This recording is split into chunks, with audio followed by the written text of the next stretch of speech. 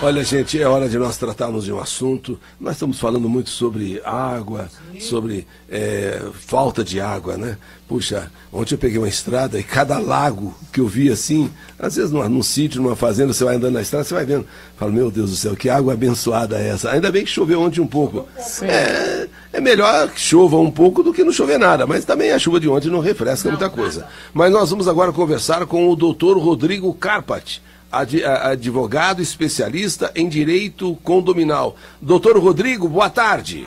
Boa tarde, Eli Correia. Primeiro, é uma honra mais uma vez falar com você e com a Úrsula e com todos os ouvintes da sua rádio. Eu pronunciei o seu sobrenome certo, doutor? Pronunciou. Carpati, muito bem. Bom, frente a essa situação que nós estamos vivendo, nós vamos tratar de um assunto muito sério. Com o nível dos reservatórios de água abaixo do esperado para a época, algumas regiões do país já sofrem com períodos de racionamento de água. Então, a primavera vai ser um período de chuvas irregulares, com a possibilidade de não encher completamente os reservatórios. Por isso, doutor, eu queria que o senhor nos falasse sobre o síndico de um edifício. O síndico, ele poderá aplicar racionamento de água ou luz no prédio, doutor?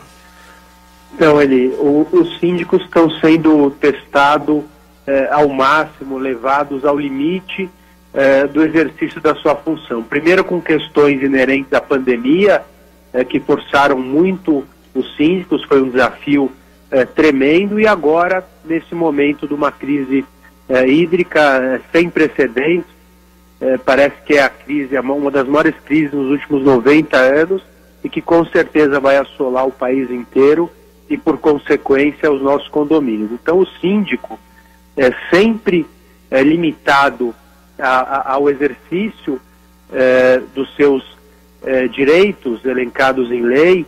Ele tem, sim, um poder de ação e sempre precisa, isso precisa estar bem claro, ele obedece a uma legislação, ele obedece à convenção, ele obedece a demais determinações legais, ao que foi deliberado em assembleia, mas ele tem, sim, ele exerce o papel não só legal, mas o poder executivo dentro do condomínio. Então, entendo que é possível, desde que justificável, o racionamento tanto de luz quanto de água, e isso precisa passar, de preferência, se não for uma situação urgente, ou mesmo que seja, por uma... passar pela referendação de uma assembleia, para que todos aqueles que convivem naquele condomínio entendam a real situação e possam estar alinhados. O condomínio nada mais é do que o reflexo da vontade de todos. E o síndico, ele tem esse poder delegado, ele pode tomar medidas executivas, mas é de bom tom que ele reporte isso à assembleia, algumas vezes previamente, outras vezes posteriormente, dependendo da necessidade e da urgência da situação. Muito bom, doutor. Doutor Rodrigo, e como fazer, já que devido à pandemia ainda tem muitos funcionários trabalhando home office? Então, os condomínios estão enfrentando um momento de uma ocupação muito grande, do consumo muito grande de água e de luz, fora os riscos ainda quanto à contaminação. Os condomínios, eles precisam primeiramente entender, Úrsula, qual é toda a situação, qual a necessidade, se o condomínio está aquém de uma produção. Então, alguns condomínios podem complementar, alguns condomínios já sofrem, o independente da falta de água ou não, já sofrem um rateio, porque as caixas de água muitas vezes não comportam, ou porque existem vazamentos. Então, acho que a primeira situação é o condomínio entender, mapear qual é a sua situação, trabalhar de forma corretiva. Algumas vezes é possível, inclusive, complementar o número de caixa d'água, ou contratar esporadicamente um caminhão-pipa. Então, o condomínio precisa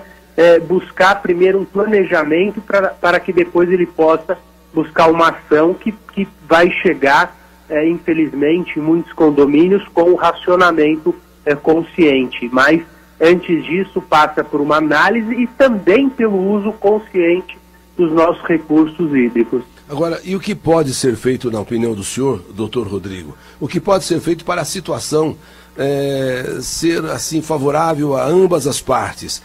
Porque a situação realmente é complicada. Nós temos que entender que luz e água precisam realmente serem economizados.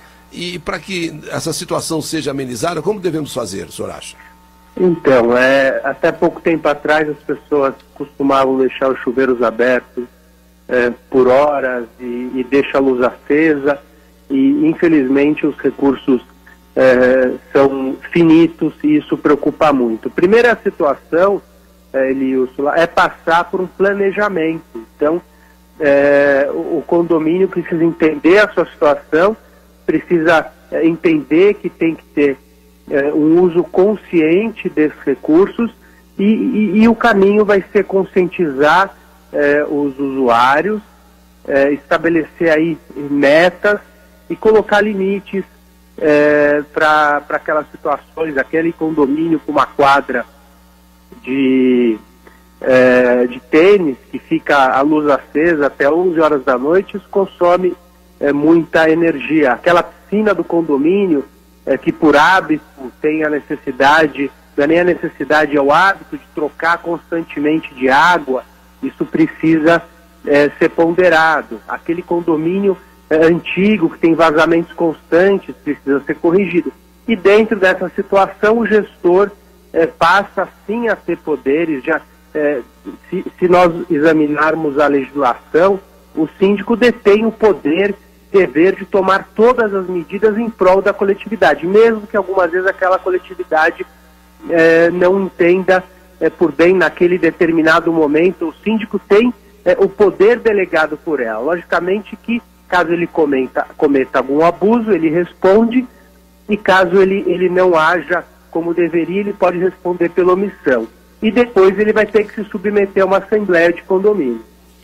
Tá certo. Doutor Rodrigo, o senhor gostaria de acrescentar alguma coisa a mais, seja para os síndicos, seja para os condôminos? O senhor gostaria de acrescentar mais alguma coisa, doutor? Eu acho que é isso. Ele usa o consciente, passar por uma conscientização, por uma correção e depois por uma implementação de sistemas que possam corroborar para a economia de luz e água. Portanto, doutor Rodrigo Carpati, muito obrigado pela sua participação, que eu tenho absoluta certeza vai conscientizar muitas pessoas no sentido de economizar água e luz, tão importantes hoje em dia, né, doutor Rodrigo? Com certeza, eu que agradeço, é sempre um prazer falar com você. Eli Correia.